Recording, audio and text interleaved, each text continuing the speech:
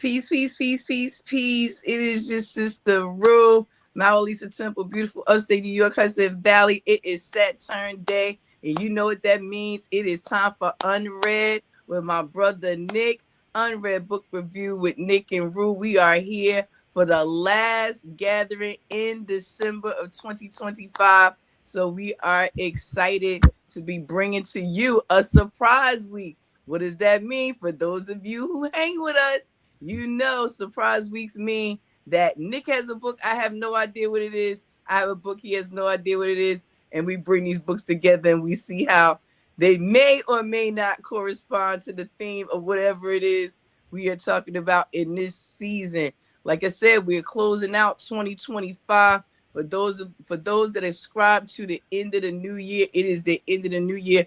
For the rest of us, we about to buckle down. It's good getting season right about now. It's hibernation season. And because of such, we always bring out the books. Things you can be doing over this break before the real new year comes, which is in spring. Can't wait for that. But we ain't going to rush this winter away because it has so much to offer. I'm excited. So I'm going to turn it over to my brother Nick so he can give you guys some pieces and some hellos and some how you doings. And then we going to get started. What's up, Nick? How is your week? What's going on, my sister Roo? What's going on, everybody out there? UnRead Book Review family. How y'all doing out there? You know, happy winter time, happy winter solstice, happy Capricorn season, all those things. I hope everyone is feeling wonderful out there, especially staying warm in this weather and keeping your spirits high during this season of dark and cold and holidays, holy days, craziness going on outside. I hope everyone is keeping their spirits high.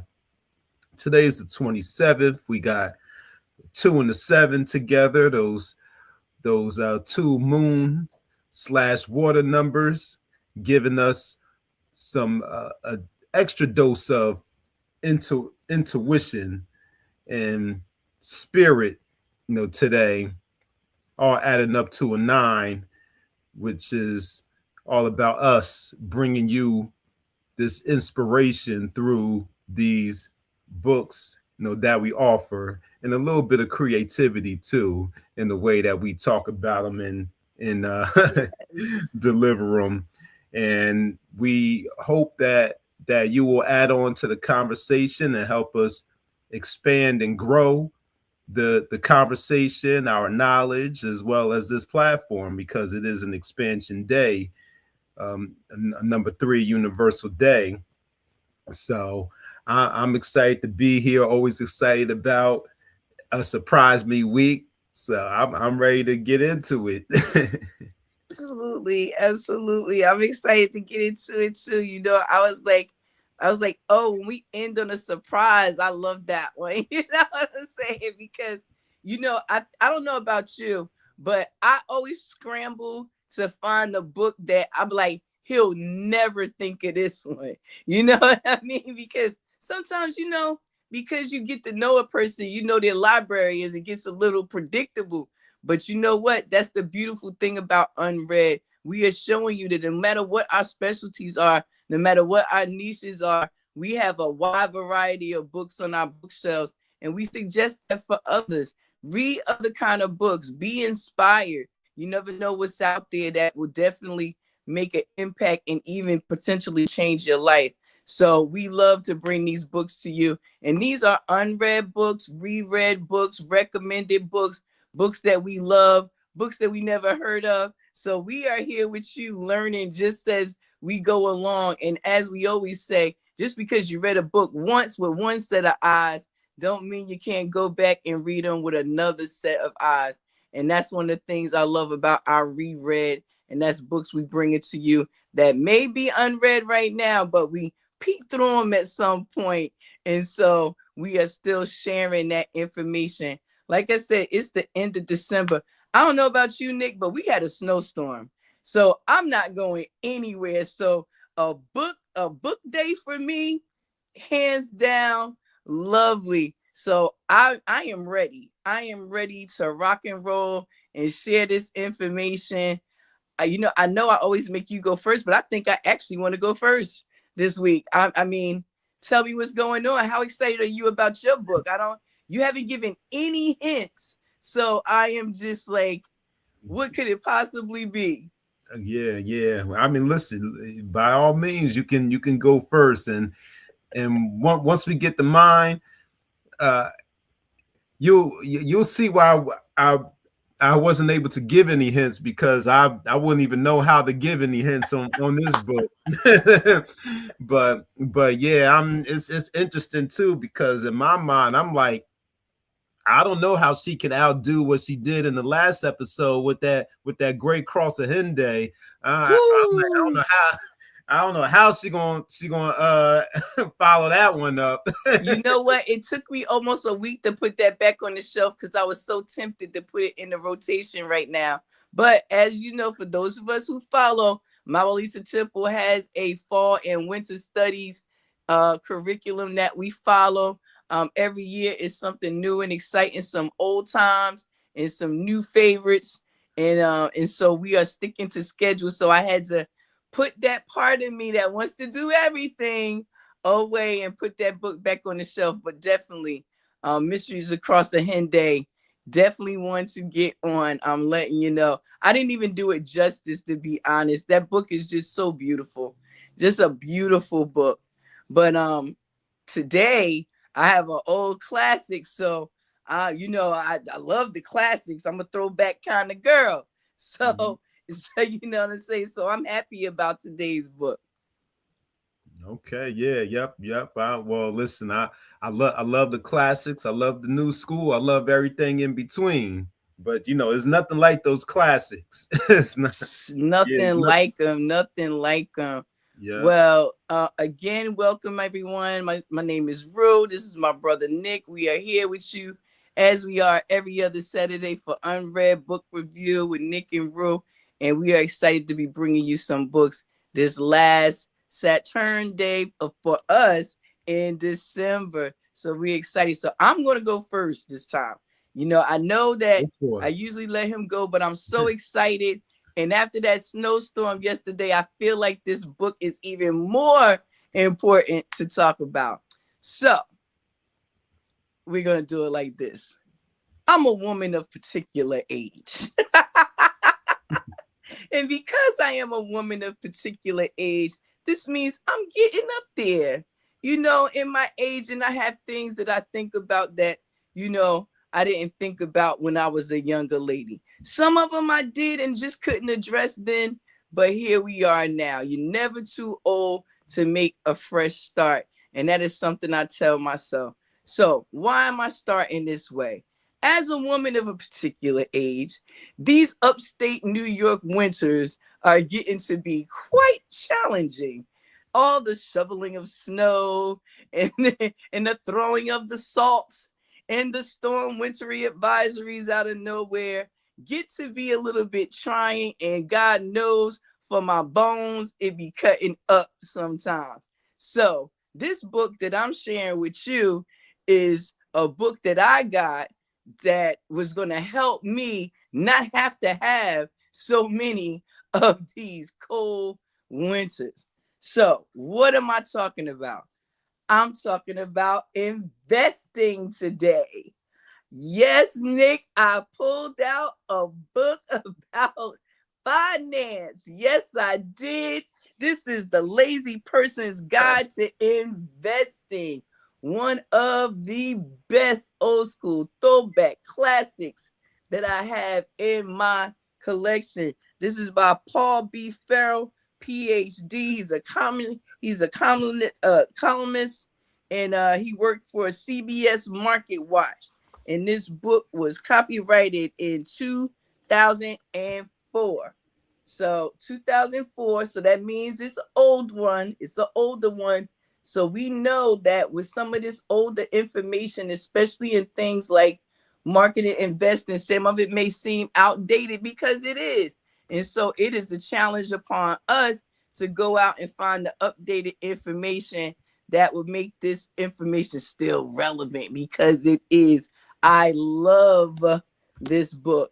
So I am not a big investor. I'm not a big, let me just say, I come from a family of gamblers. I come from a family of gamblers, and that can do two things. That can either make you a gambler or make you the anti-gambler. And it did the latter to me. I'm like, I refuse. I'm like, wait, what? Oh my gosh. No. You know what I'm saying? Too many risks involved. However, as I've gotten older, I've understood a little bit more about finance. I do realize that it is a possibility to make smart decisions that will help you to be able to minimize your risk when you're doing something you even don't understand, such as investing. And so a book like this, A Lazy Person's Guide, this is something that speaks in a simple language.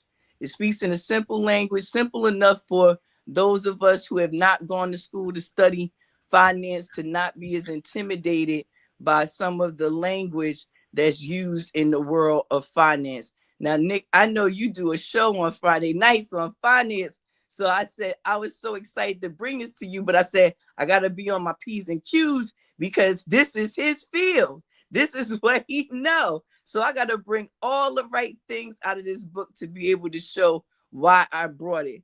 So let me just read to you, if I can, the back here a little bit. It says, most people think that you have to buy and sell the right stocks at the right time to make big money on Wall Street. In this enlightening, entertaining guide, veteran financial commentator Dr.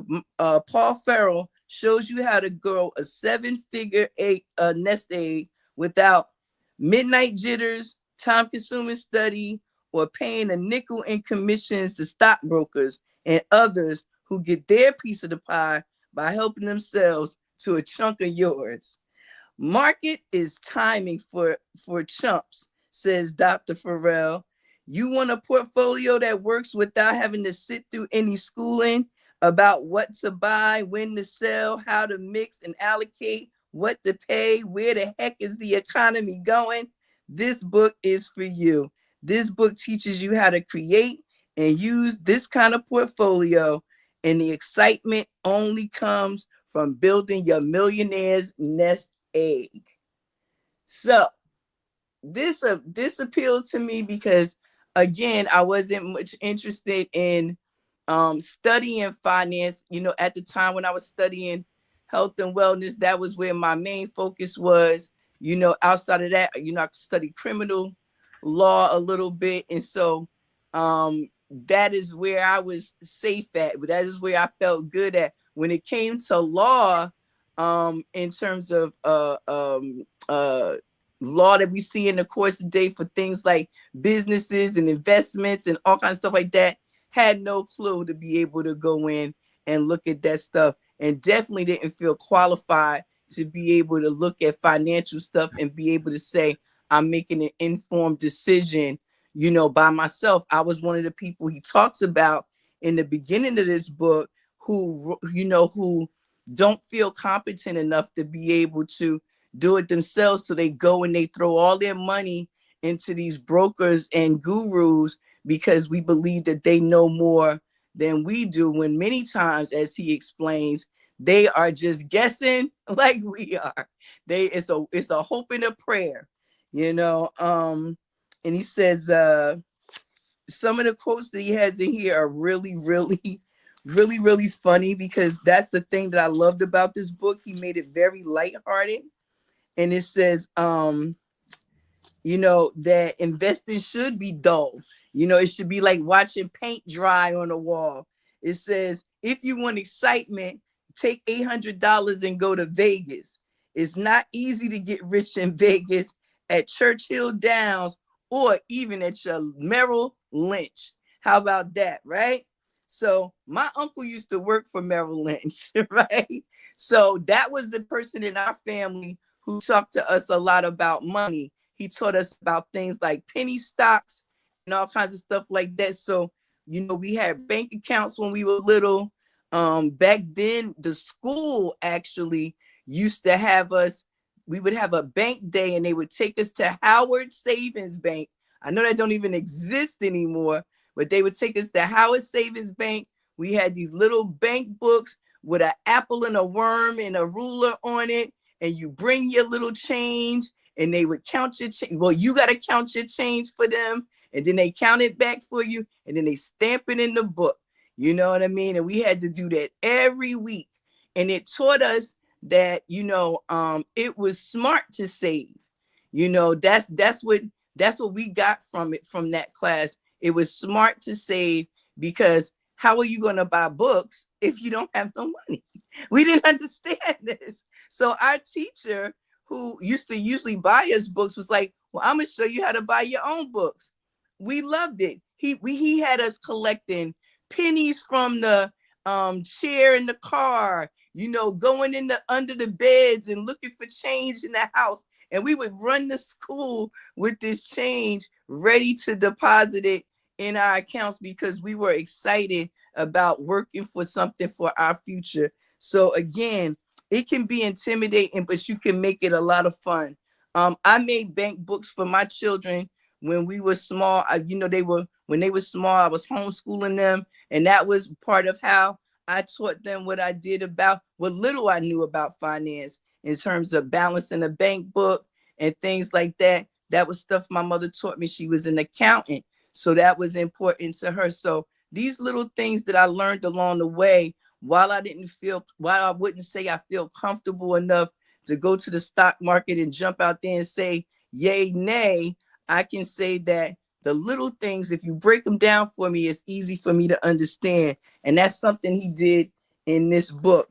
So in the first chapter here, he says something that's very important. He said, lazy investing is a family affair. He said, everybody has to be on the same page. If we are working towards a goal, we all have to be working towards a goal. So that's important to remember. And I thought that was an important part for him to put out. He says, you can do it yourself. You don't need them. Stop making yourself believe that you can't learn this stuff no matter how old you are. You can take little bits and pieces, start to digest it, and work from there. He actually gives little exercises in this book. Again, this book was put out in 2004, so some of the exercises might be a little bit older, but you can apply new information from the stock market to it today and be able to get some understanding of the formulas that he was giving you, because that's the most important part, is the formula, not so much the stocks that he used as examples. So he says you have to find a cure for information overload.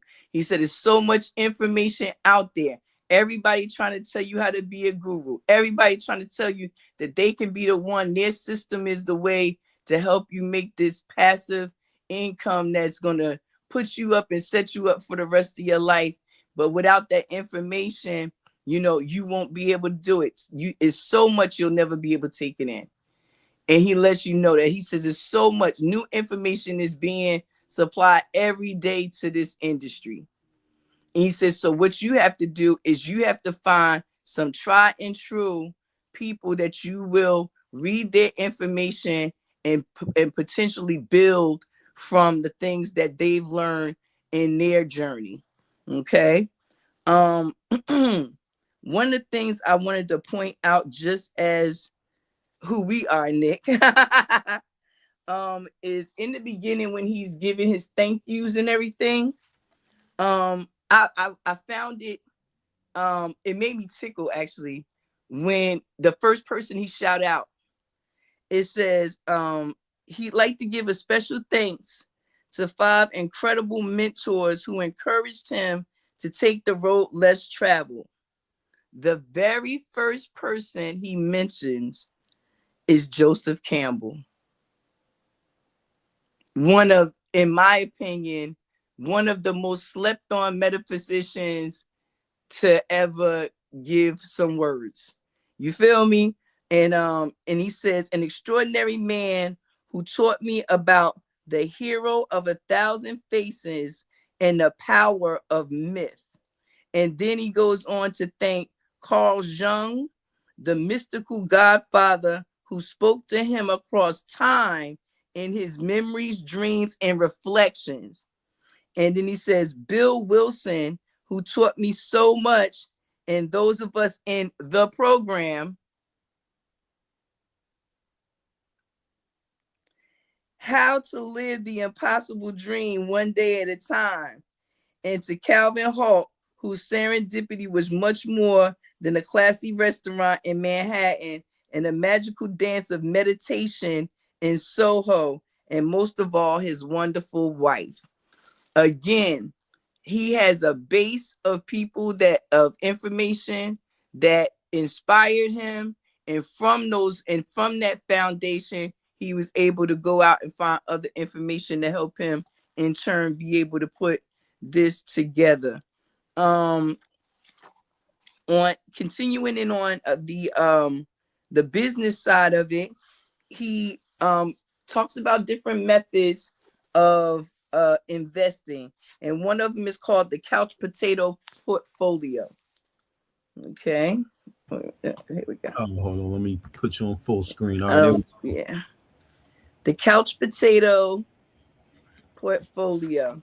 And what that is he's basically like, you can lay on your couch and throw a potato and do these kind of investments. And he says the trick is to keep it simple trick to building your own couch potato formula. You only need 2 funds and a 50-50 asset allocation. And the mix will give you all the diversification you'll ever need for your natural life through the bear markets and the bull markets. Okay, so again, that language, it used to be so intimidating to me because it's like bulls and what did you say? Where's the money going? This fund, that fund, and he talks about Vanguard, and stuff like that. And the Vanguard 500 index. He gives he gives some ideas here for the for how to deal with the machine. He calls it the super hype of the machine. He said you will never beat the machine. He said you'll never beat Wall Street, so don't try. He said the best thing to do is learn how to get in and get out, and what to sit and learn from. Okay, so again, he gives these short portfolios.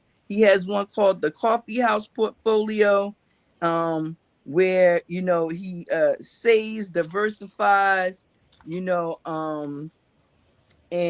uses the index. And then he has again the best and funniest portfolios in 1999, because 1999 it was talking about everything shutting down and crashing, and how everybody was throwing stocks away and buying up other stocks. So he talks about that a lot. And again, he uses different companies here and their information, and it would be a nice challenge to go back in and look and see where these places are on the market now, what they look like now from 2004. I thought that would be some cool homework to do for those who are interested in learning a bit more. I'm gonna stop right here for a second and see if you want to add on it all here. Have you heard of this author before, and have you seen this book before, since again this is in your field of expertise? Yeah, somewhat. I'm not the expert in it, but what she means is I I seem to know a little bit more than than she does when it comes to the finance. But no, I'm not familiar with this author or this work, which is interesting because it's a very marketable title there. Investing for the wait. Let me put the title back up. Lazy Person's Guide to Investing. Yeah. Let me put it back up on the screen.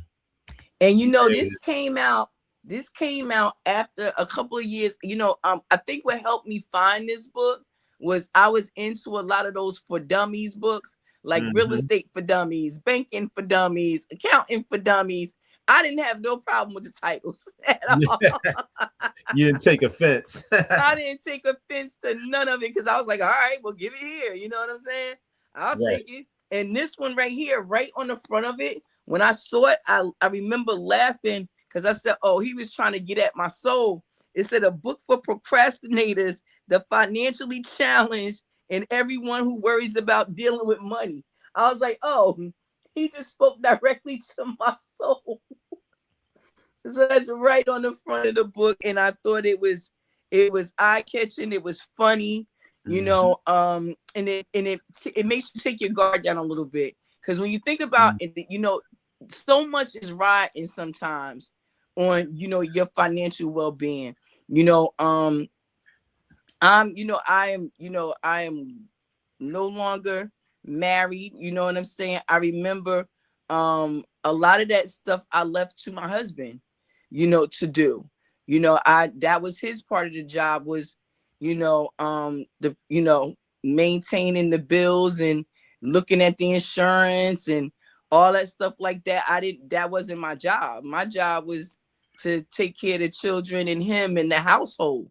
I didn't have to worry about all the other stuff. Of course, I handled the household expenses in terms of what applied to taking care of the children. But when it came to setting us up for our future, while he did ask me what some of my goals were, primarily it was him that was deciding what we would actually end up doing.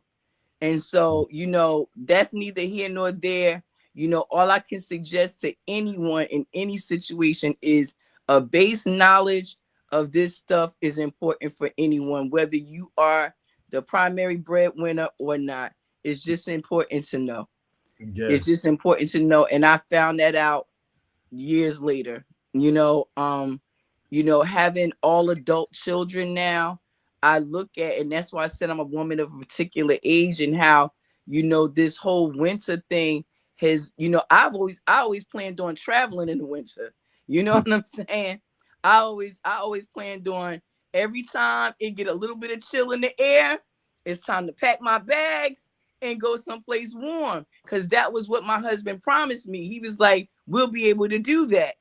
You won't have to deal with the winters. You won't have to shovel. And then in the spring, you can come back and just be beautiful. Just come back and be beautiful. You know what I'm saying? Act like you never left.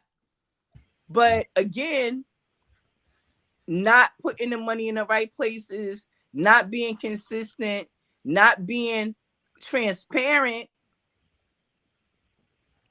we got left in a position where we didn't have what we thought we were going to have, and things didn't turn out the way that we thought that they would. Again, learning how to trust people, trusting the wrong people. And that's why one of the things that stuck out to me about this was, even though you may have to go to someone else, he encourages you to have a firm and grasp understanding on what it is you're going to ask for help with and what help looks like in that area. You need to be specific about what you need, from an individual. You can go in and say, well, I need you to help me with this aspect of this particular thing. Go in letting them know I do have prior knowledge of this, and this is not going to be a fleece me type situation where you're getting rich off of my hopes of getting rich one day. You know what I mean? So, and again, the thing about this is that he keeps things very, very simple. He talks about the six laziest strategies, and I'll run them off for you. I won't go into big detail. The first one is market timing is for chumps and chimps. And so he says, basically, throwing darts at a portfolio doesn't work. He says, 2, be frugal, save, and avoid financial obesity. I had never heard that language before, financial obesity. You know what I mean? And it basically came to being something that we know. And that's why I say it's important to find somebody that can explain things in terms that you understand. Because when I started to read further about what financial obesity was, it was the same thing my mother taught us, which was you don't live above your means. Ah. You know what I'm saying? You don't make yourself financially obese and where you can't carry your weight around. You see what I'm saying? So that spoke directly to me. It says the power of compounding is explosive. Diversification is the lost art of being average. Buy quality and hold, and you'll never sell. Tortoises consistently beat hares. So slow and steady wins the race. So again, like I said, when you start to understand some of the terminology that they use, you can quickly begin to apply it to stuff that you may have picked up on in your life and didn't even know. I tell my children all the time, I didn't get here by accident. It was a whole lot of trial and error and things that I seen and didn't see and things that I have to revisit and etc. And this again is one of those things where you're going to have to deal with finances regardless. This is just something you have to deal with if you plan on walking this journey. And if you want to walk it well, like I do, you know what I mean, and live in the way that I'm used to living, you have to be prepared and you have to be smart and you have to make wise decisions. And the only way to do that is to be as educated as you can in, you know, in investing. And if it is intimidating for you, you need to find tools that help to explain it better. You know, again, this book was done in 2004. Things were different. Now we have so much technology, but again, overload. You say, but you can find places now that will explain investing to you. ABC 123. You know, YouTube, all these different places, Instagram and what do you call it? The TikToks. All I'm sure is places all over that, you know, you have people breaking these foundational ideas down and these ideals down. But it is important that you truly understand it and that you do your own due diligence. And that way you are responsible. And that's one of the things I liked about this book as well, is that he puts your finances back in your hand. You can't blame nobody at the end of the day, whether you succeed or fail, except for yourself, because it's in your hands. And ultimately, it always is. Even if you give it to a broker, it's in your hands because now you've made a decision to trust someone outside yourself to do for you what you would do for you. And that's a lot. Mm. You know, that's a lot of trust. Mm-hmm. And that also requires the person to really know you. And unfortunately, in this time, like many industries, you are just a number to somebody. They don't really know your personal thing. They don't know that you want to sit back and be able to do art all day and comic books and play with cats and, you know, and they don't know that you want to do that. They don't care. They like, oh, she want to make this amount of money, so that's what we're going to try to make it. But they don't understand the personal story that goes with it. They don't understand why it's important to me. You know what I'm saying? It's not important to me to have money to keep up and look like everybody else. It has to do with me having the autonomy to be able to be free to do the things that I wasn't able to do when I had my nose to the grindstone all these years and now don't have anything to show for it. Because that's where a lot of people fall down as well. And he addresses that some of us of a particular age have worked our whole lives and don't have two nickels to rub together. And it's not because we were frivolous. It's not because we were spendthrifts. It's because nobody ever taught us how to take what we had and make it stretch further. Now, I will say this, as a mother, I learned how to make $1 out of 15 cents real early. But making that dollar out of 15 cents, I was making that dollar to be able to prepare the meals and everything else. I wasn't making $1.15 so I could put 15 cents away. That's what I really should have been learning, how to make a, you know, you see what I'm saying? Take that 15 and add $1 to it instead of just making that 15 $1. Mm. And you know, that may be a very simple and plain explanation, but it's the best. Like, that's how I figured it out for me. And even now, that's how I look at my investing as well. What am I doing to make sure that there's some excess? So if I do meet a challenge, I can still stand without buckling. But sometimes you buckle because things just happen. You get sick, you get laid off a job closes, you get hurt on the job. You can't do the same work anymore. You can't work as many hours anymore. You had to move unexpectedly, and now that's an unexpected cost, or you have a car accident and now you got to buy a new car. So it's all these different things, these variables come up that can unstabilize your financial situation. And it's not because you were a poor financial provider. I made great money when I made it, but you get hurt at a job or you get sick and you can't work in that field anymore. And you quickly see that your savings will dwindle before you know it. And you can't be embarrassed either. See, that's the thing. He said they try to keep you embarrassed, because if you're embarrassed, you won't say, hey, I need to start over from zero again. And that's one of the things he does in here, is he talks about starting over from zero, no matter how old you are, and having the confidence and the courage to be able to say, I am going to meet these goals. Even though, some of them I have to sit on like the tortoise, and some of them I have to move fast like the scorpion. You know what I mean? But he does offer what he calls idiot-proof portfolios for the financially challenged. And he says, yes, Charlie Brown, you can save and invest, right? And then it says he does a chapter of where do active money managers put their own money. I think that's important when we are asking someone to help us, or we looking at companies. How do they invest their money? Where's their money invested at? Because at the end of the day, you know what? They not trying to take a loss. So I want to do what you doing. You know what I mean? Where your money going? So your money growing, I want my money to grow too. What you mean you scared to put your money in there? Well, don't put my money in there. You know what I mean? If you're not going to put yours in there, don't put mine in there. You feel me? So, and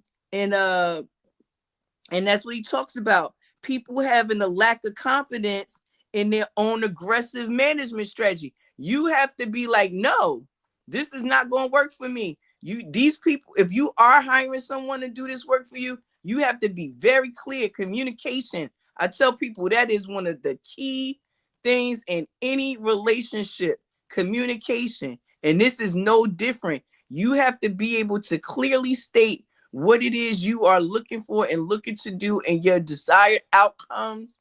So this person can be able to either say yay or nay, we can move in that direction. And you need someone honest enough to say, I can't help you. And a lot of times you won't find that, unfortunately.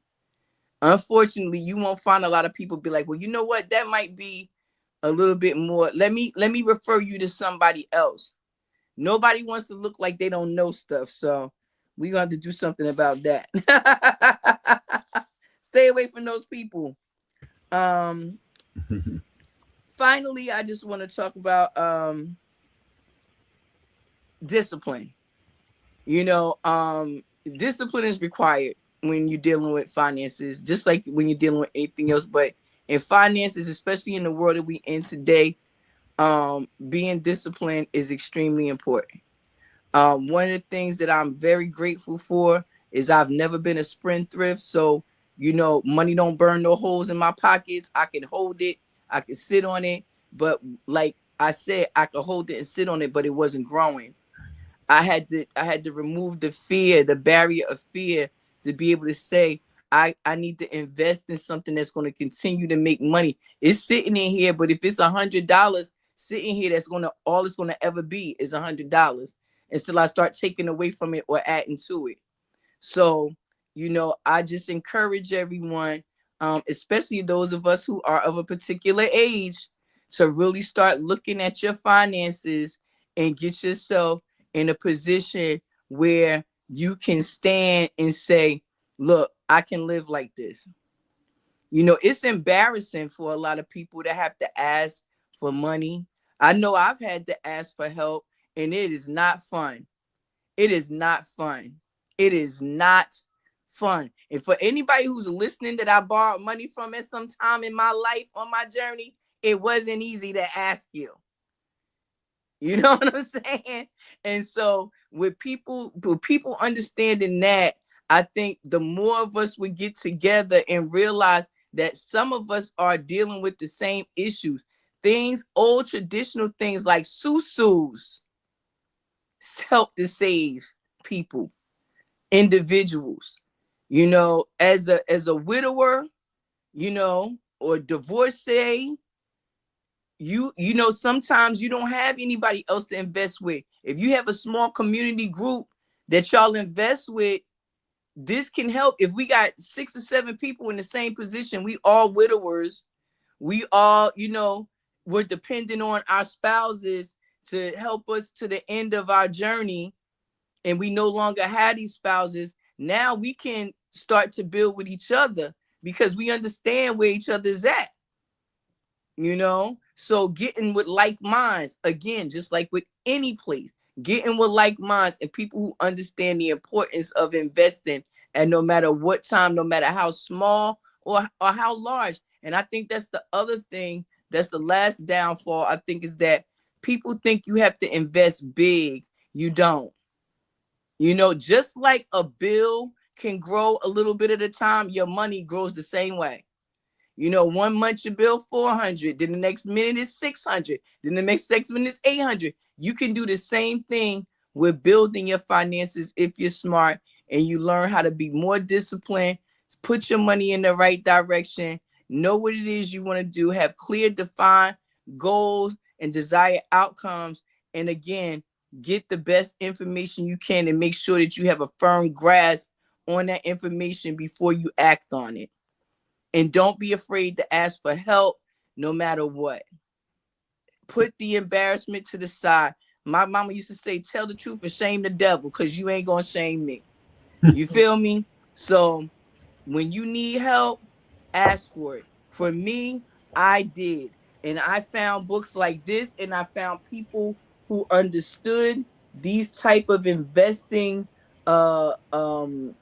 platforms and how to put together strategies for people who were starting over, you know, people who were starting at a later age. And I love that they quote Warren Buffett in here, because for those who understand, Warren Buffett didn't start making his big money till he was after 50. You know what I'm saying? So, you know, it's hope everywhere. You know what I mean? And following up, he does have um a complete library for America's laziest investors in the back, where he mentions some of the books that he used for different things. Do-it-yourself investing, the psychology of money, um, financial giants. Again, reading about people who have done or doing the same things you want to do is important. Brilliant Minds of American Millionaires. Again, the different type of strategies for going in, and the pillars of investing. So it's a great book. Like I said, it's an older book. You may need to update some of the companies that you research and the information that it gives you, but it is definitely one that will stay on my shelf because it is inspiring. And even when I was reading through it, just to bring it back, I said this requires a reread from front to back again. So I think this may actually end up on either the spring or the summer reading list for Mawulisatemple. So for those who are into the studies with us, this might be one of our books coming up. So get ready. We're going to help you be wealthy in every way, in your pockets, in your body, in your mind, in your spirit. We here for it. We are here for it. We want you to be sound in every way, because this life is a gift. And the last thing we should be doing every day, all day, is worrying about money. It's really, really depressing, and it keeps the creative flow at bay. And we are creators, and that is what we are supposed to be doing. So I encourage people, create, and you do that by building a solid foundation. And this is a way that you can begin to do that, even if you're young, or like I said, a person of particular age, and you starting to realize that you may have to finish out this journey alone. So you still need your money though, right? You know what I mean? So I still need to travel, you know. So because of that, I recommend this book highly. It's one of my favorites, and I took really good care of it. As you see, I have my unread bookmarks for everybody who don't have theirs. We got a special going on. You better go get you some. But this is a great book. I recommend it. Like I said, it's going to make itself back onto the rotation, just because when I was bringing it to present, it just really pulled me back in and reminded me that there are little things I can be doing right now that will help me to secure myself and secure my future. So that is my offering for this week, The Lazy Person's Guide to Investing, Paul Farrell. Man, that's a beautiful, beautiful offering. And before we continue on, shout outs to the chat and to the people that's out there. Shout out to Portnoy Starseed Podcast in the building. And shout out to Taylor B TV and Numeralytics. One of our, well, not one of the programs that we sponsor UnRead Book Review on. So definitely head over to Taylor B TV on YouTube or Numeralytics on YouTube for your astronumerology content, and also your cultural content. So shout outs to them. And yeah, man, you said a whole lot, in terms of this investing. And definitely a few things stand out, especially the information overload. If people thought they had information overload in 2004 when this book was published, it is much worse now in 2025 going into 2026. The information overload is crazy, especially with the advent of the internet. And I mean, the internet was around back then, but now everyone has high-speed internet and Wi-Fi, so a lot more people are online. A lot more people are giving information online, and it's a big business too. Attention is a currency. Everyone vying for your attention to listen to their information, their financial information. But asset management is a huge business, and that's what Roo was referring to as far as these brokers and people who manage your accounts and make your investments for you. That's a big business. They're not just managing your money for free. They're getting paid a percentage of what you contribute to that account. And so you're seeing a lot more of those type of companies, wealth management, financial services, a lot more of those businesses popping up. So it's important. Yeah, so it's definitely important that you vet these companies to make sure that they're, most importantly, following the law, following the financial laws, and then also to making sure that they're getting to know you as both a person and as an investor. One of the first things that every financial services company should do is they should determine what type of investor you are. The book that Rue's offering, The Lazy Person's Guide to Investing, it sounds like it's more so for like long-term growth and long-term investing. But you need to find out if you're an aggressive investor or if you're a conservative investor. And age plays a big part of that. depending on your age, you can afford to be a little bit more aggressive, or it's better for you to be more conservative. So sitting down with the right person, the right company, they will help you determine what type of investor you should be based on, like I mentioned, such factors as your age, your income, also your preference for what kind of return you want to receive.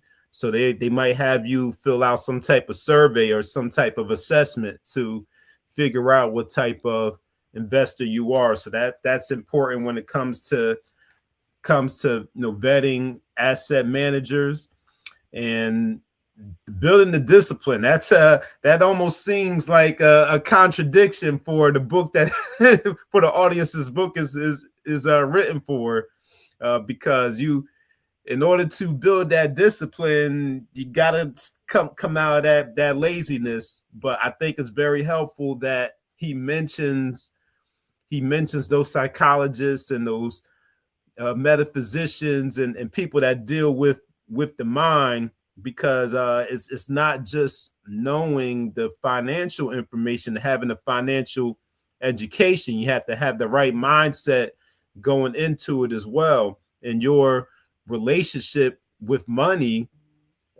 as you've been socialized and reared over time, whether your relationship with money is based on what you've experienced in your family and how you've seen your parents or your caretakers deal with money and their attitude with money and how they talk about money. All of that is important to address before you even get to just learning all of the jargon and what to invest in and how to invest.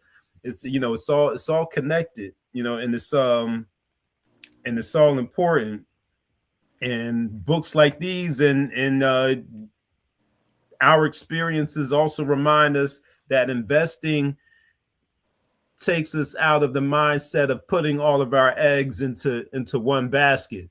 And I'm not even talking about investment baskets. I'm just talking about income and how we put all our eggs into one basket by depending on this one job that we're working. Like, yeah, we're gonna get this job, we're gonna work it until we retire, and then we're gonna collect our retirement, just taking for granted that we'll be healthy enough to work that job, or that job is going to stay open. We're not going to get replaced by anyone else. We see both and it's not just in the government. We hear with the current administration, with a lot of governmental workers, federal governmental workers, they're losing their jobs, because of budget cuts. But it's not just happening in the government; it's happening in the private sector too. I'm speaking to a few people, and they're telling me that their jobs are closing down or downsizing. People are getting laid off. Because the company isn't making the money that they thought they were making. So it's happening both in the government and in the private sector. So this information in this book, The Lazy Person's Guide to Investing, is definitely more relevant now than ever. And like Roo said, all you have to do is maybe update the companies that you're investing in, but how you evaluate these companies to see if they're worth investing those principles have not changed. They still apply back in 2004 and in 2026. So yep, very, very relevant and important book there. So Roo, I'm not sure how deeply you've gone into this book as far as gathering the principles and putting them into action, but have you been able to benefit from what's in the book? Or well, not benefit, but applied some of the strategies? I have. You talked about what type of investor you are. I mentioned, and you also mentioned that if you're going to be working with brokers or others, that they should get to know you as a person and also, your financial goals, etc. One of the key things I said when I started this afternoon was that I came from a family of gamblers. And I've watched some really bad things happen from people making poor decisions. Things like one day you have a house and the next day you don't. My father was an extreme gambler, and when they say he bet the farm, he would bet the farm. And I watched my mother work so very hard to save money, and I watched him just pour money out the house. And so it made me a lot more frugal, I think, than many. So when it came to people telling me, oh, put this $1,000 here or this $500 here, I'm looking at them like, you can't be serious. You know what I could do with $500 or $1,000? You know what I'm saying? I can't be putting in no place and just letting it sit. But when I started to understand more about allowing things to grow interest and investing in the future versus the right now, it did allow me to soften my gaze a bit when it came to the looking at the possibilities, because the opportunities are always around you. Somebody always got a get quick scheme. I grew up in the era of multi-level marketing and all of that stuff like that. So, I'm used to people in there, as my mother called them, harebrained ideas. So it's what you invest in. And while I have tried my hand at investing in the market, um, I found at the end of the day, one of the things that really has worked for me is investing in people. I am a firm and very vocal supporter of the people I support. I am one of the biggest cheerleaders. Nick, you know that. If I'm down for you, you got a cheerleader forever, and can't nobody cheer for you like I do. So I found that investing in people has helped me, because that allowed me to then focus on what industries I wanted to invest in, because it was the industries that some of these people that I was supporting, were a part of.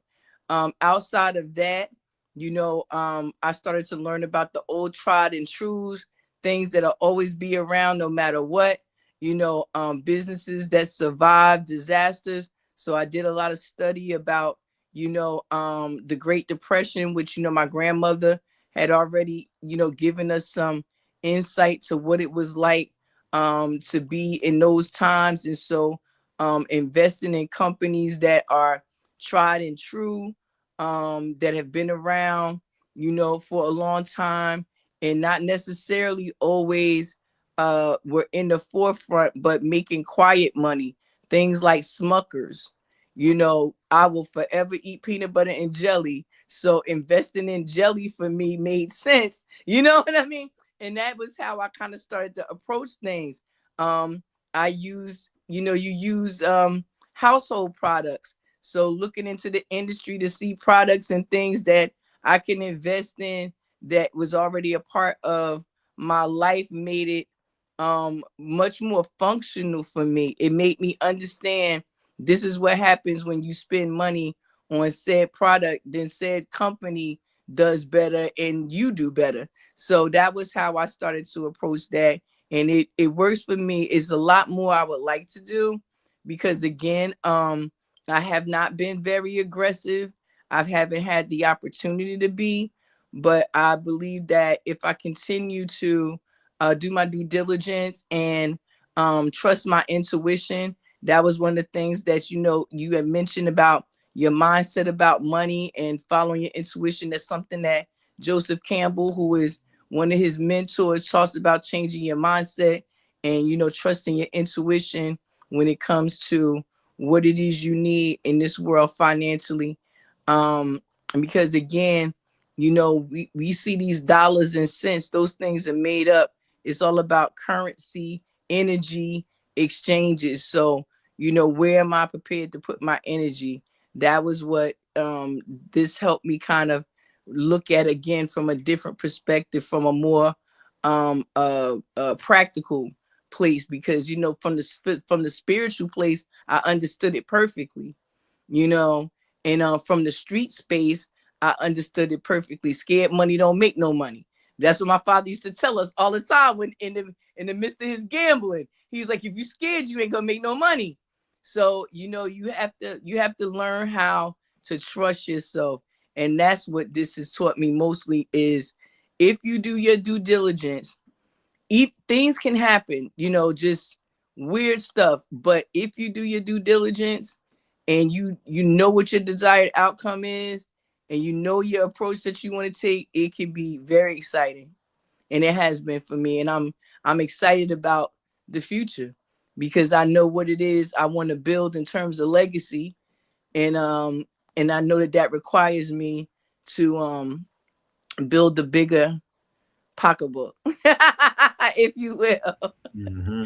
So yeah, I hope that Yeah, answered the right. question. Oh yeah, yes, absolutely, absolutely, and I think that's a universal benefit that people can gain from this book, because it's one of those foundational items that you need to address and rectify before you proceed further. And this can be used as a great companion text. Let's say if you wanted to collect the offerings that we've been bringing to you on this show, you can Yes.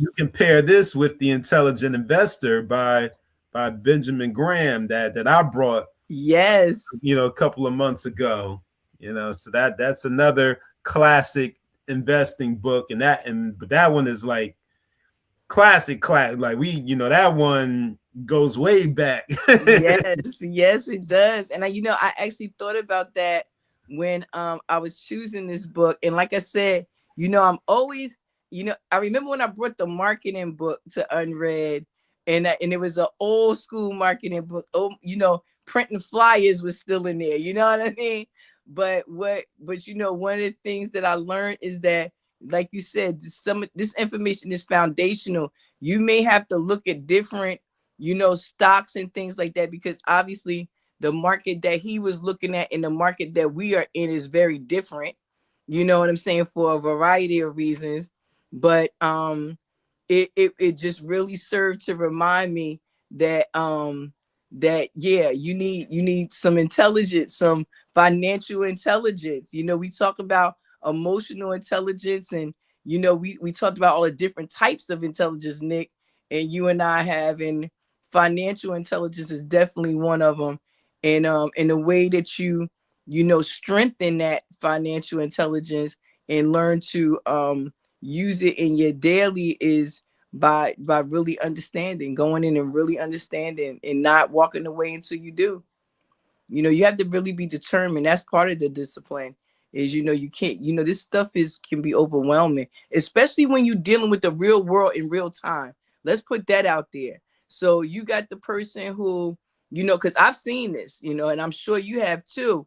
You got the person who has gone to school, they've done everything they're supposed to do. They went and got their associates, and they got their bachelors, and they got their masters, and now they working at Burger King. You know what I mean? And it's through no fault of their own. They just, this world has it set up where if you don't have even if you have a plan, you have to have a plan for your plan, because things are constantly changing. But that foundational information is what's going to save us. You know what I mean? That foundational information, this is what saves us. And I would put this amongst it, because even something as simple as for the entrepreneur, knowing how to pay yourself. Let's say you are fortunate enough to leave your job and work for yourself full time.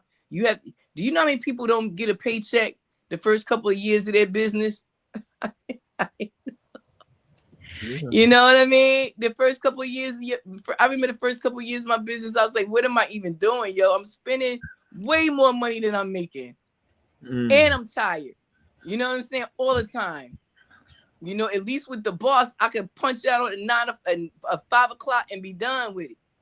But once you working for yourself, it's like all day, every day. Let's get it. Mm-hmm. And you know, you even have to learn how to put a balance with that, because that can become overwhelming. Mm-hmm. And that's how you fall into that information overload, because you're trying to do everything. Find one thing, learn it, apply it, see how you like it. Mm-hmm. That would be what I suggest. Yep. You know, you got some really interesting stocks out here right now that don't cost a lot of money to get in on. You know, needless to say, for those of us who want to understand Bitcoin, who we can send them to for Bitcoin? Nick, we can send them to people for Bitcoin and for Forex and all these different things, because we got people in our networks that this is what they do. Yeah. Well, you you once you get the names, you let them know. Absolutely. Yeah. Absolutely. Yeah. You I'm know, not. but Yeah. I mean, again, these are books that, you know, if they're written in simple ways, you know, that's why I said to you, when I would see those books for dummies, I wouldn't get offended. Because for what? You know, I don't know these things. I need you to break it down in little pieces, because I got the whole world I'm dealing with out here. I ain't got time to go back to school. Right. You know what I mean? I done been to school 17 times. I need to do some of that work. You know, you can go to school but for so long. And that's me saying that. Oh my gosh. I think I just broke out in a sweat. Just saying that I couldn't go to school all the time. I love to go to school all the time. That could be my full-time job. You know what I mean? But since it's not, you know, I have to secure my future some kind of way. And this foundational information works. I wanted to point out something really quick, something funny. Well, two things funny, actually. Mm-hmm. And then I'm going to let you go. You talked about the internet. Guess who he gives a shout out to in here? AOL. Oh, I'm like, what? It says, an AOL Time Warner Company. I could have hollered, because I was just telling my daughter, AOL would have you sitting there with your hands on your head like, please just connect. Please just one time for 5 minutes, just connect. But some of y'all will never know that pain. So kudos to you. And finally, I want to say this. As a woman of a particular age, I have gotten a little more, you know, free and willing to take some risk. And the wild thing that I've done just for this episode was I bought $2 scratch-off tickets. This is $1. This is $1. Who knows? I might be rich. So this is for my dad. Shout out to my dad. And his scratch-off tickets, because that was a thing. The picket was a sure financial staple for him, and the scratch-off cards came later. So shout out to my dad for his lack of financial discipline that helped to lead towards mine. And if I do win on one of these cards, at least I'll send him a thank you card. So love you, Dad. Yep. See, she's not completely scarred from that gambling trauma. She's not completely scarred. Not completely. I still got a little bit. I figure it's $2. You know, if I can scratch off and get, 10 extra or my lucky sevens, who knows? And so I have to update you guys and let you know, but there'll be signs if I won. We'll be talking to you from Barnes and Noble, right, Nick? Yeah, right. The shopping spree. We'll be talking to you from Barnes and Noble. We'll be like, live from Barnes and Noble, unread.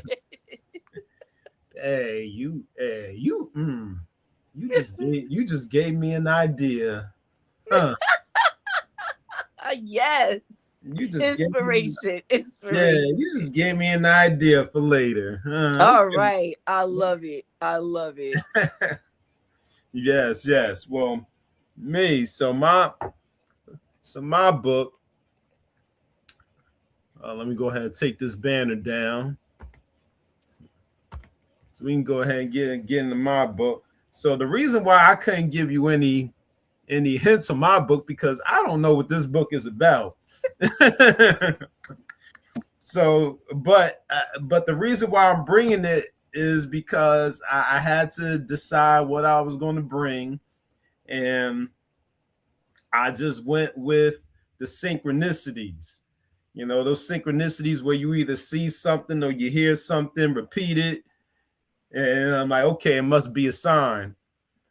So on 2 occasions within the past couple of weeks, I heard this book mentioned, and I had the book, but I never read it. I never opened it. I don't know what it's about.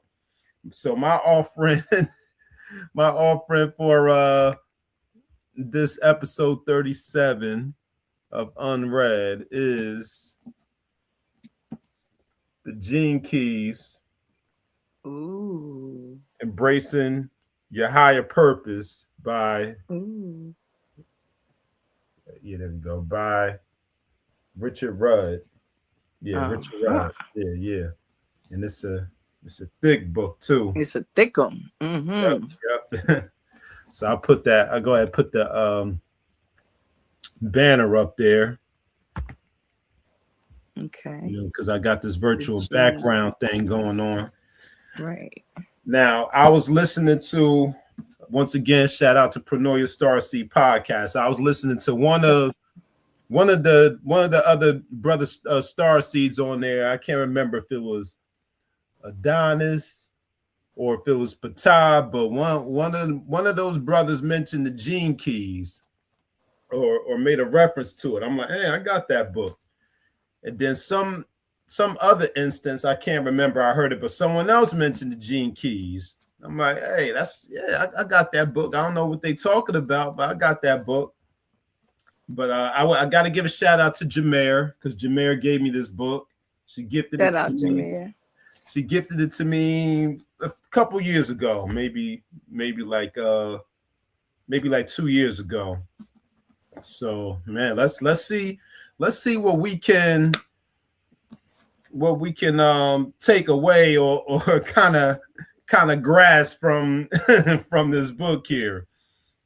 And of course, it's called "Embracing Your Higher Purpose" as the subtitle. It was published in 2009, first edition published in 2009, original, and then there was a reprint in.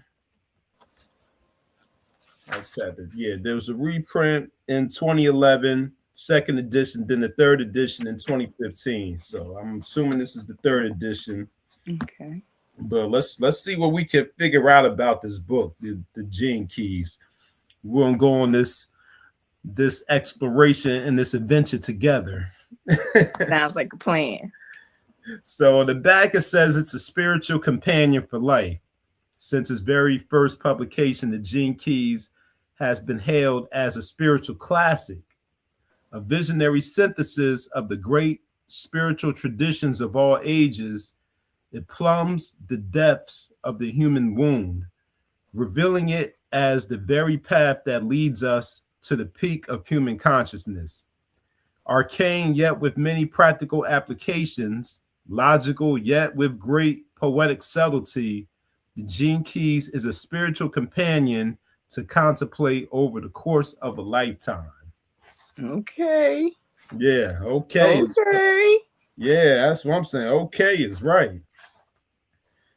And it's I'm not familiar with this publishing company, but it's published by a company called Watkins, but it says sharing wisdom since 1893. So I thought that was interesting.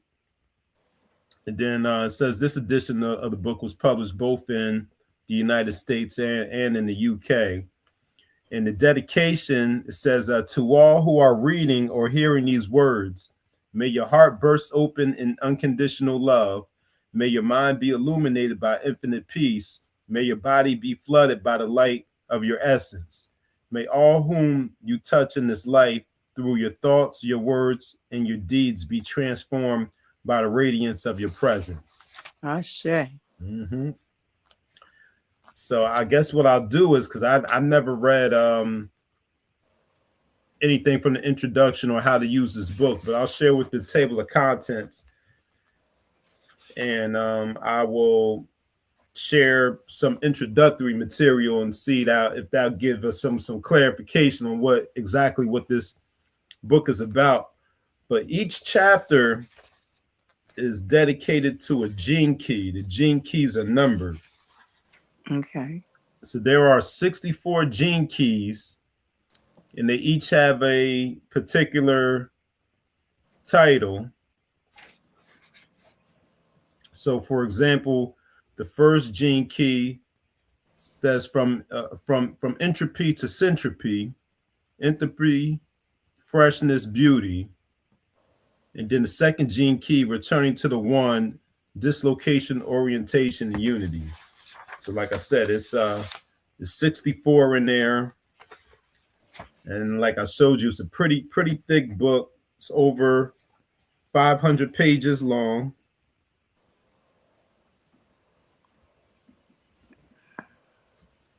But let's see how to use this book. There's some acknowledgments. There's a foreword.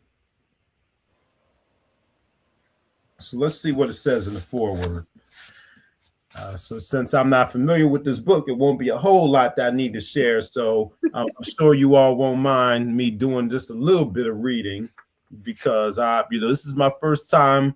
It's almost like I just bought this book today. That's how unfamiliar I am with it.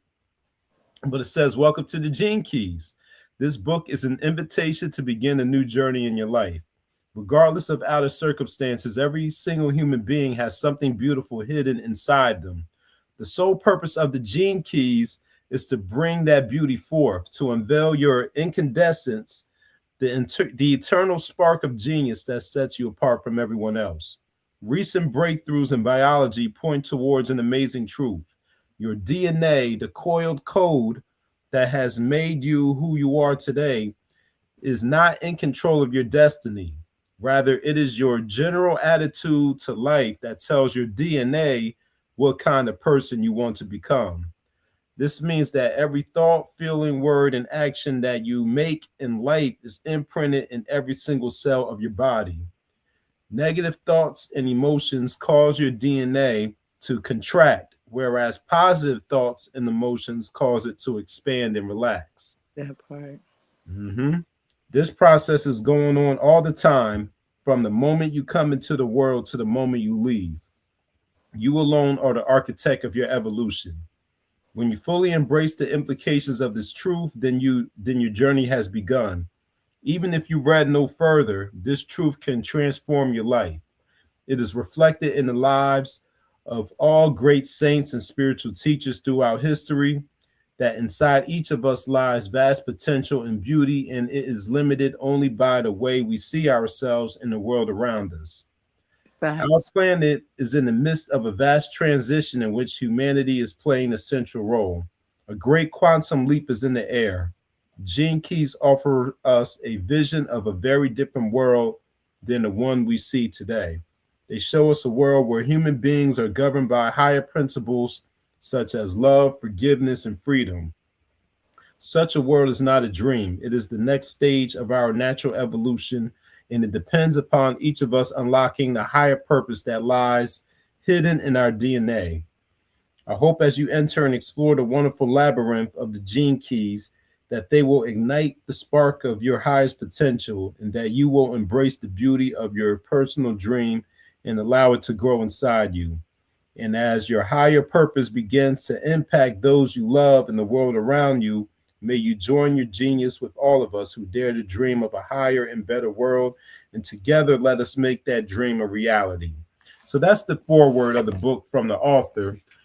And it kind of reminds me of another book that I read 2 summers ago.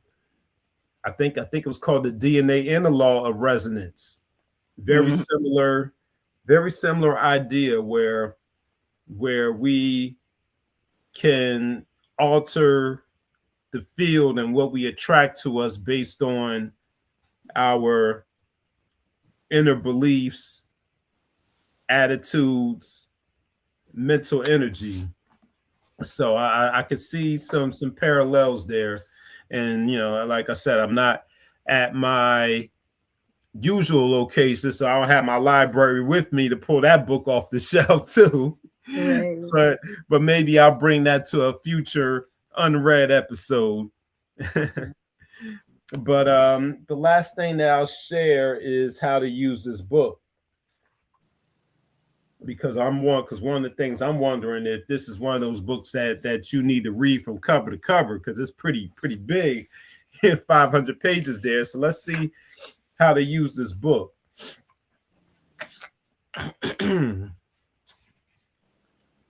Okay, so it says the Gene Keys teachings are designed as an open system that you can explore it in a wide variety of ways. Unlike many teachings, they are a self-teaching transmission that awakens within you rather than a structure imposed from the outside through a set discipline or teacher.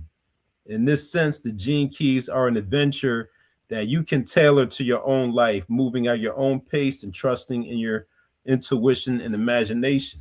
Okay, I like that's I like that. individual, and it's not a rigid, structured kind of teaching or learning.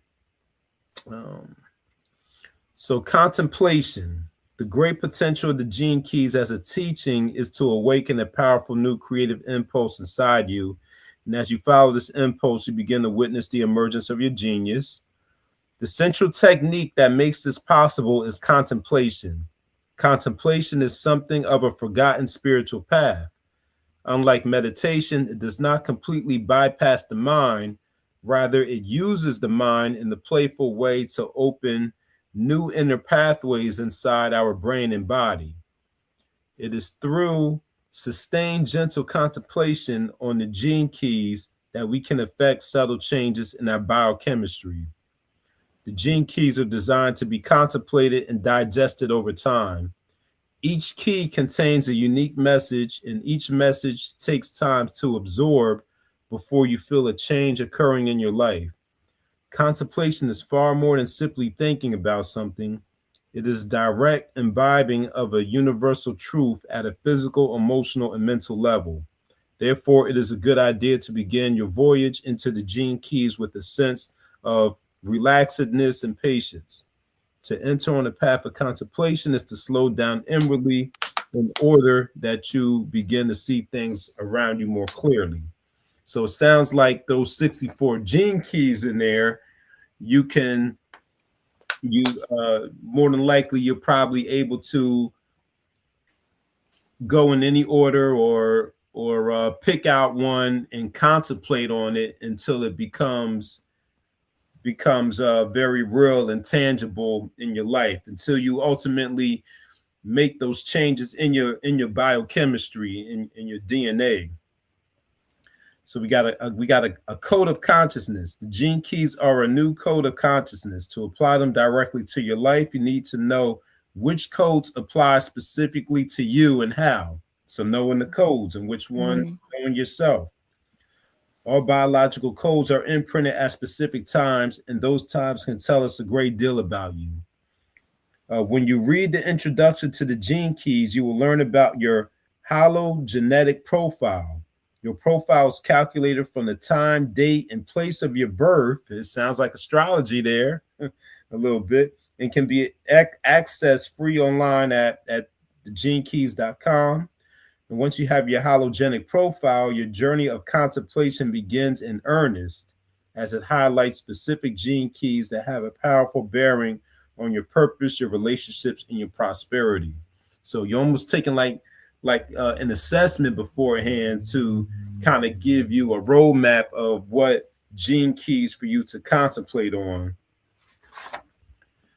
So then you're treading the golden path, and you're using the Gene Keys as a creative companion. So you're using that hologenic profile to guide you on this journey through the Gene Keys. And there's three sequences. first sequence is the activation sequence, where you discover your genius through your 4 prime gifts. Then you have the Venus sequence, opening your heart and relationships, followed by the Pearl sequence, in which you attain prosperity through service. Mm. Mm-hmm. And so these 3 sequences are collectively known as the golden path. Mm.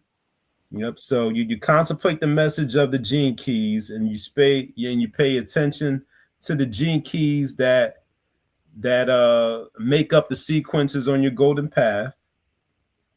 And then you can go back to that website to get a deeper understanding of each sequence and its effect or role in your life. And then, as a creative companion, it says you might like to use this book like an oracle in the spirit of the original I Ching. You can open it at random in response to a question you have or a challenge you are facing. At such time, the gene key you find yourself reading often has an uncanny knack of highlighting the hidden essence of the issue. At the back of the book, you'll find a list of words known as the spectrum of consciousness. This lists the words for each of the 64 gene keys at each level of frequency. If you are experiencing a certain shadow state or are on the receiving end of a certain negative behavior, you can scan down the various words for the shadows until you find a gene key that matches that state. When you read that specific gene key, it can help you to see the hidden higher consciousness behind that state. And this can greatly enhance your compassion, either for others or for yourself. However you choose to use the Gene Keys book, it is intended as an ongoing creative companion rather than a book that you read and then discard. Right. Because the Gene Keys are an open system, you are invited to invent new ways of using them or adapting them in your life. The most important thing is to use your imagination and enjoy your journey. So that is the Gene Keys by Richard Rudd, my offering. Right. You might want to bring that to the front a little bit because it's disappearing a little. Yeah, if I bring it to the front, it's going to disappear. Oh, it's going to disappear all the way. Okay. Yeah, Okay. Well, you still got the title. Is that a lotus blossom on the front? What is that picture? By the author's name. No. The big picture, is that a sacred geometry circle or? Oh, okay, I can't tell from there. But I was so tempted. First of all, it's a beautiful offering, first of all. And I love to hear you read. So I was sitting here in my read space. But I was tempted to jump in and ask almost immediately, are there pictures? Are there illustrations? Let's see. I love books like this. The ones that you can use over and over and over and over and over again. I love them. I won't say no, not really pictures, but each gene key has a different. Okay, yeah, I'm not gonna be able to see that.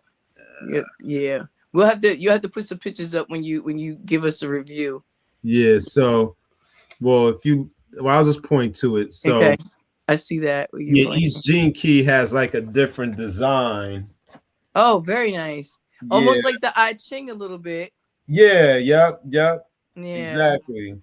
I was reminded of another book when you were speaking about that as well, is Conversations with God.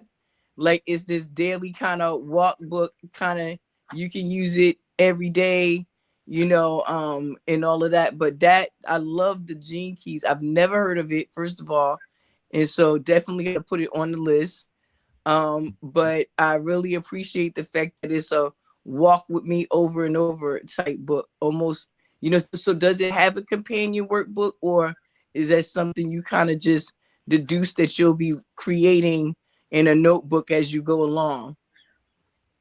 I haven't seen a companion book mentioned, but I also didn't look it up either to see if there Right. was a companion to, because sometimes the companion comes after the book, Right. so but they do, it sounds like there's a lot more information to go more deeply in the on the website too, because they mentioned the website a couple of times.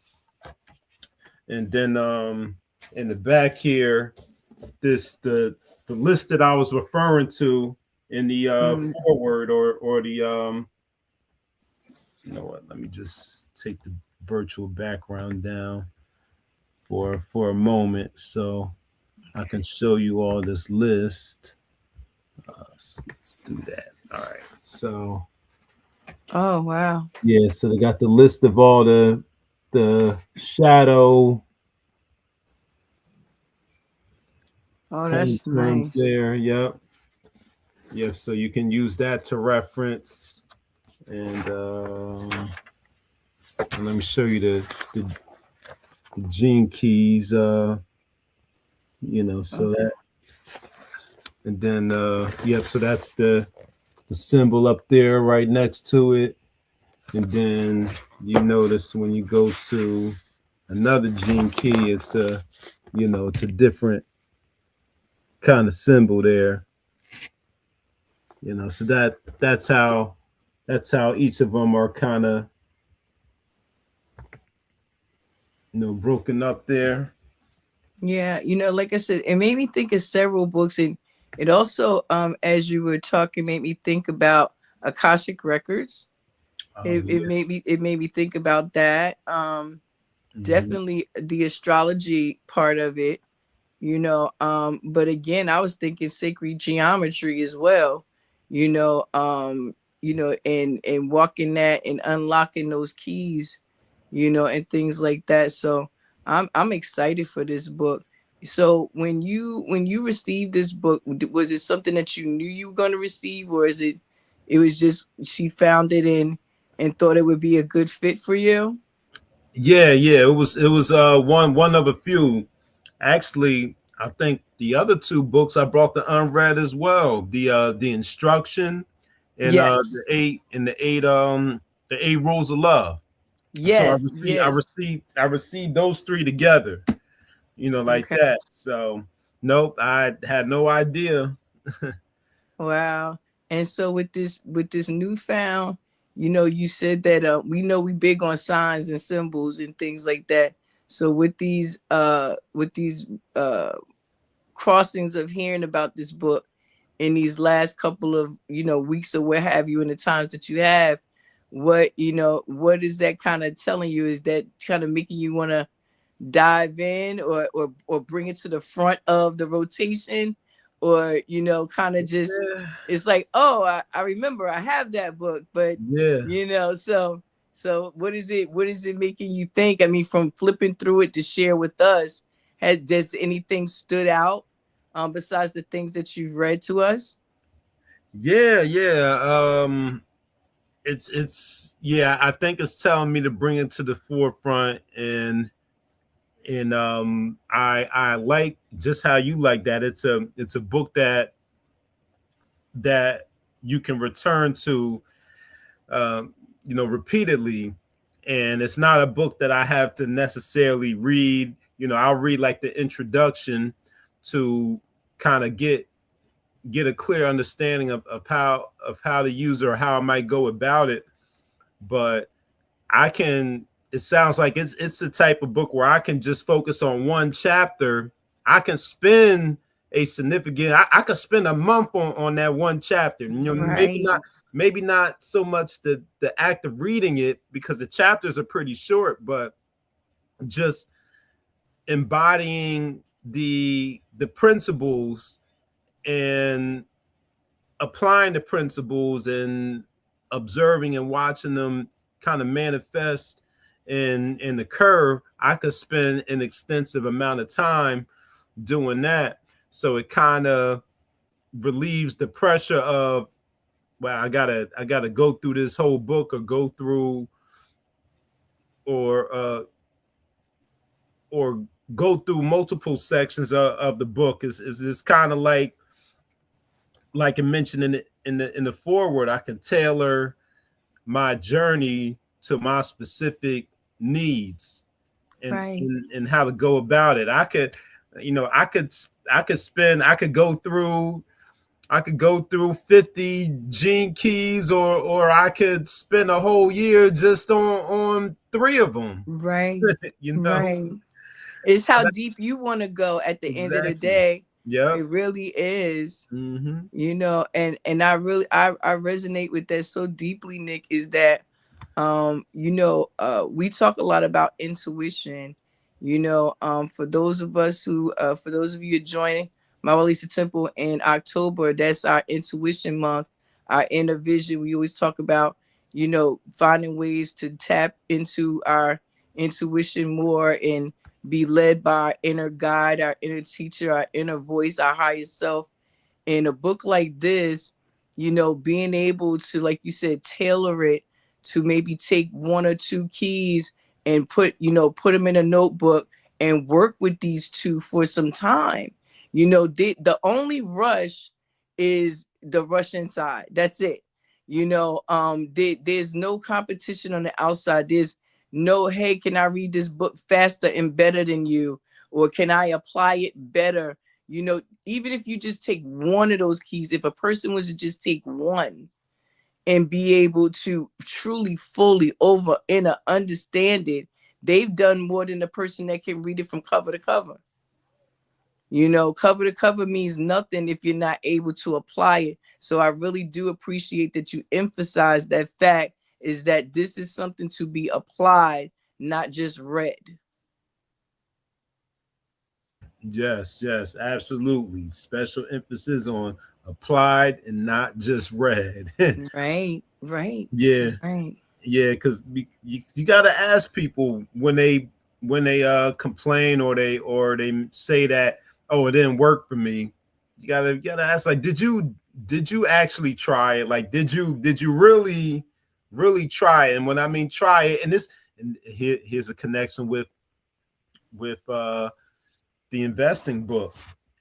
You can't, and I think you referred to it too, as like finding one thing and trying it, is you can't quit after 2 days. Right, After 2 days right. of saying it's not working. So with rewiring your DNA, whether it's rewiring your DNA, or if it's growing your nest egg, to retire at some point, you can't pick out one strategy and only try it for like 5 minutes and then give up on it because it's not working right away. Absolutely. And You that's know? where that discipline comes in. In my offering is that, it's much like with the spiritual aspect of it. The discipline is not just about saving the dollar. The discipline is about being able to stay with the dollar. You understand what I'm saying? Being able to slow down, and what is this dollar teaching me? How can I change this dollar around and use it in every most practical and possible way to help me to better, first of all, understand myself and what it is I'm trying to accomplish. I think a lot of times, much like with any other place, we come into these, spaces where people are reading all these really profound books, and they are profound books. But it's just like, if you reading them just for the sake of to say, oh, well, I read that and I read this and I read that and I read this, and now look at your life and it's not reflective of anything that I saw in any of those books, it doesn't matter that you read them. You don't know Mhm. how to apply them. So taking something, like that has such a great offering of opportunities inside of it, choosing a couple and knowing that you can take those and go deeper and deeper. I think that's a great practice for starting to learn to go deeper in other spaces as well. Like I said, I could definitely see the companion notebook writing side of that, because you should end up with quite a few notes, if you will, to say the least, in delving into something like that. Yeah, even if a lot of it is just journaling, Yeah, yeah, yeah, yeah, because it kind of sounds like there's a bit of shadow work in here too when it comes to dealing with those shadows and those list of words that I show, because it has a column says sit he or sit high, gift, and then shadow. The gift is almost like mm, the positive, and the shadow is like the negative or the challenge, right. you know. So that definitely bit of shadow work and journaling. So, like you said, that discipline. And then this book also talks about prosperity and abundance as well, but the connection between prosperity and service. So you can get your prosperity through smart investing, and you get your prosperity by using what you said, that currency and that energetic exchange on a metaphysical level, and putting out that energy of prosperity and attraction through selfless and honest service, and not service out of expectation for something in return. So I think we did it again. We connected them without pulling our shoulders out and reaching. We were We able to make did, we did, great connection and ourselves. it's just amazing, true wealth, true wealth is being able to walk this journey well, and when I say well, that doesn't mean without challenges. Challenges are important. You know what I mean? And I'm sure that book will highlight that in some way, that the challenges we face force us to face ourselves sometimes in ways that we would not, just like in the finance aspect of it, losing your spouse then makes you in a position that you weren't in before to have to look at things differently, so, and learning how to do something after a long time. Sometimes you go into things like these guides, like with these keys, and I'm sure they're telling you very basic ways to reconnect with yourself, or for most, connecting with themselves for the first time. And sometimes with the finance, even if you are a person of a particular age, it may be the first time you really looked at your finances seriously. You know what I mean? As to what your desired outcome is. One of the things that they pointed out in that book, the lazy person's guide for investing, is that when you're doing what you love, and it ties back to what you said about service. When you're doing what you love, you are in the state of wealth. You are in a state of wealth because you're doing the work. You know what I mean? And I know for someone like me, and that's even come up on this platform and other ones that we've shared, Nick, is that I do get pleasure out of service. I knew I was for service from the time I was a little girl. It's not, for me, it was never about leading, it was about supporting. I'm a hell of a leader, but man, when you got me supporting you, you got something else going on too. You know what I'm saying? And so learning that, service is just as fulfilling as, leading, and sometimes even more. You know what I mean? It really does lend to both spaces in our books that talk about a type of freedom that only comes with the knowledge of autonomy and the ability to choose for ourselves and the ability to create the worlds that we want to see. Mhm. Absolutely, absolutely. Yes, we need to be the masters, because we are the masters of our destiny, and we create our own reality. And that's what these works, these two offerings today, when we bring them together, that's what they ultimately show us. in the material, the spiritual, every plane of existence. Love Absolutely. Well, I think we got another one in the books and two more it. books for people to add to their list. I know that Nick is going to have all that information up underneath this video. If this was your first time joining us on Unread, we do hope you come back and join us again. Please feel free to leave your comments, your information, anything right down there in the comments, or come on over to Instagram and hang with us over there, where sometimes we even go live and talk about stuff. But we are over there at Mr. Westbrooks, and I am at Mawulisatemple 1. We are always there for you to be able to connect with. For those of you who are our loyal and faithful bookheads like the rest of us, we thank you for coming back and giving us another opportunity, to share some books with you before 2025 is gone. I cannot believe it. I'm so excited about the books. I have to be honest, Nick. I done already started compiling my list for what I want to bring next time. When I was putting all these books back on the shelf, I'm like, well, let me pull this one out and this Ooh, one out. So okay. you better be ready for some fire for I'm 26 is all I'm saying. I always come in hot. I always do. But for those of you who have worked with us and been with us all year long, we thank you. If you've read any of the books or recommended the books that we've shared with you, please tell us. Let us know. What did you think? Did we offer you a good review? Hey, come in, add on.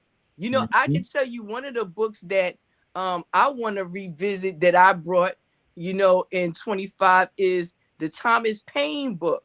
I want to be able to bring that one back again, because with the political atmosphere we have going on right now, it's so much more to talk about from that book, that I wasn't able to extract that first time of being able to bring it. And that's the beauty of Unread, bringing back books that we've read, been in, brought back, thought about, had recommended. This is your space for that, everybody. And we thank you for allowing us to be here with you and share these things. This is what we love to do. This is our service. This is our love. This is our financial investment. Like I said, we invest in people. We are investing in you. We are giving you our Saturday afternoons, and we are bringing to you information that most times we took a week or two preparing. So we're giving you that. We're gifting you that because we believe that it is important to invest in our community with things like this, because the return, the desired outcome for us is for us all to live and walk in a way that is conducive to the way that we want to live our lives. So I am very, very grateful, and I'm just so excited about what we've done and what we have to come. I'm excited about all the laughs that we had this year, and all the ups and downs, technical difficulties and otherwise. Even me dipping out to sleep one day. We can't forget that. We can't forget that one, because I No. won't. But but I will say it has been an amazing year, and I look forward to more, Nick. And that book, please make sure that you put that book back up there again and let everybody know, because I feel like that's one we all should have on our shelves. And I think I would love to see, maybe, Nick, I don't know about you, but I would love to see us all get this book and everybody grab one key and decide to work with it, and maybe come together and talk about what key we chose. True. And what we plan on doing with that particular key. Sounds like a challenge, right, Nick? It does. It sounds like a does. challenge. It Maybe does. we'll offer a prize at the end of that. Maybe. Maybe. I don't know. We in Maybe. hibernation season. We come up with some kooky ideas during this time. So believe me, keep your ears and eyes open and those notification bells on, because we are here to bring you updated information, lots of fun in these unread books. I'm your sister Roo. I am going to enjoy this snowstorm that we got going on. So I got my books out, and I'm going to curl up in a nice little space. I'm going to give it to my brother Nick, and he's going to take us up on out this place today. Thank you, everybody. I have enjoyed 2025 with you. Yep. Well, I'm gonna, enjoy some I'm gonna join my books too. I'm gonna pull out my numerology books and do some numbers and enjoy my beverages and my food. And we will see you next month, January. Let's get the date. January 10th, it looks like. January 10th is when we will be back for episode 38. So first of 2026. Yeah, the first of 2026. So thank you all. We'll see you next time, next episode. Peace, everybody. Peace.